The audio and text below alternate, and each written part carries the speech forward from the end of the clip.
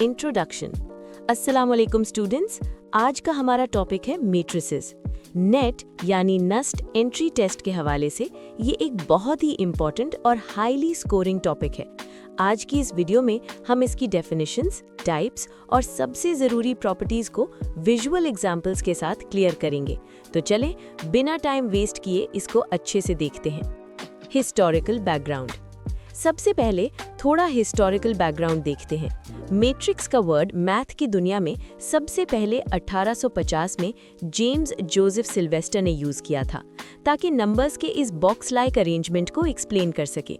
इसके कुछ साल बाद 1858 में आर्थर केली ने आकर मैट्रिसेस की प्रॉपर फॉर्मल थ्योरी बनाई, जिसमें मैट्रिक्स मल्टीप्लिकेशन और इनवर्स जैसे एडवांस कॉन्सेप्ट सामने आई। तो मैट्रिक्स एक्चुअल में होता क्या है? आसान लफ्जों में समझें तो ये नंबर्स का एक रेक्टेंगुलर एरे है जो रोज और कॉलम्स के अंदर अरेंज होता है। रेक्टेंगुलर का मतलब है कि इसकी रोज और कॉलम्स की तादाद फिक्स्ड होती है, और एरे का मतलब है कि इस बॉक्स में हर नंबर का एक स्पेसिफिक एड्रेस या लोकेशन होती है। इसको याद रखने की एक जबरदस्त ट्रिक बताऊं? RC याद रखें, यानी हमेशा पहले रो फिर कॉलम, बिल्कुल टीवी के रिमोट कंट्रोल की तरह। अब अगर हमें मैट्रिक्स के अंदर कोई स्पेसिफिक नंबर ढूंढना हो, मिसाल के तौर पर A23 ढूंढना हो, तो हम कैसे ढूंढेंगे? पहले रो नंबर 2 पर काउंटडाउन करें, फिर वहां से कॉलम नंबर 3 की तरफ आगे बढ़ें। जिस सेल पर ये दोनों लाइंस इंटरसेक्ट करेंगी वहां आपको अपना आंसर मिल जाएगा।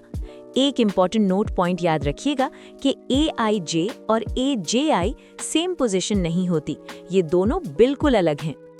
Order of a matrix. Next concept है order of a matrix. Order simply हमें बताता है कि इस मैट्रिक्स का टोटल साइज क्या है, यानी इसमें कितनी रोज और कितने कॉलम्स हैं।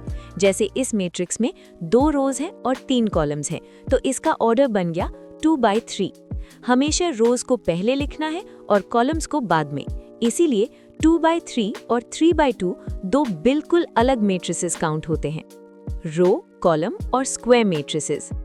चलें अब थोड़ी मैट्रिक्स की बेसिक टाइप्स पर आते हैं।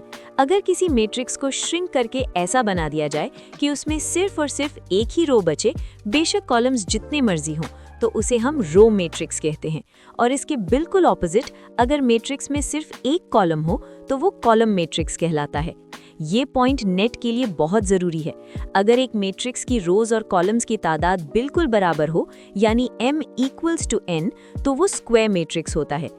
याद रखें, डिटर्मिनेंट और इनवर्स सिर्फ एक स्क्वायर मैट्रिक्स का ही निकलता है, लेकिन अगर रोज और कॉलम्स आपस में बराबर ना हो तो वो रेक्टेंगुलर मैट्रिक्स बन जाता है और इसका डिटर्मिनेंट या इनवर्स निकालना पॉसिबल नहीं होता।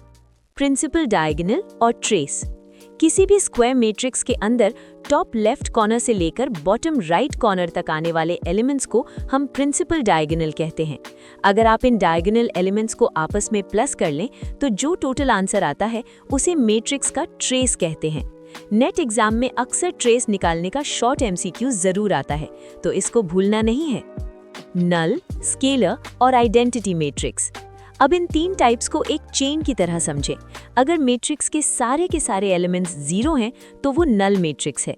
अगर प्रिंसिपल डायगोनल पर कोई एक ही नंबर रिपीट हो रहा हो और बाकी सब नंबर 0 हो तो वो स्केलर मैट्रिक्स है। और सबसे इम्पॉर्टेंट, अगर उस डायगोनल पर सिर्फ एक हो तो वो आइडेंटिटी मैट्रिक्स कहलाता है।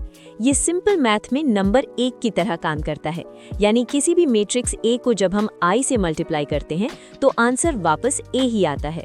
Transpose of a matrix. Transpose का कॉन्सेप्ट बहुत सीधा सा है। रोज को उठाकर कॉलम्स में बदल दें, जैसे यहाँ हमारी पहली रो पहला कॉलम बन गई और दूसरी रो दूसरा कॉलम।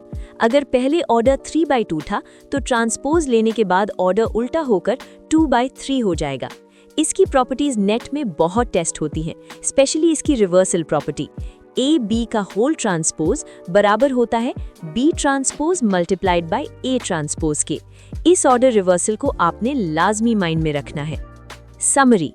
आखिर में स्क्रीन पर दी गई इन 8 की कॉन्सेप्ट्स की समरी को अच्छी तरह नोट कर लें। अगर आपकी इन बेसिक्स पर ग्रिप अच्छी है तो नेट एग्जाम में मैट्रिसेस का कोई भी सवाल आपको परेशान नहीं करेगा।